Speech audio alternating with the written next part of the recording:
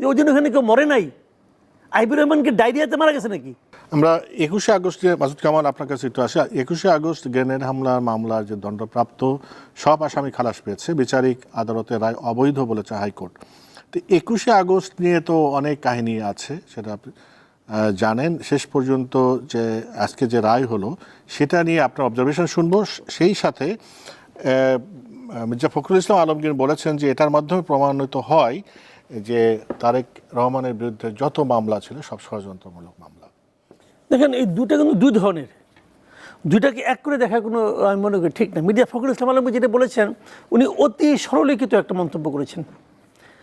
21শে আগস্টে যে রায়টা হয়েছে, আপনাকে রায়টা দেখতে হবে হাইকোর্ট কেন এই রায়টাকে করেছে, ভেবে দিয়েছে।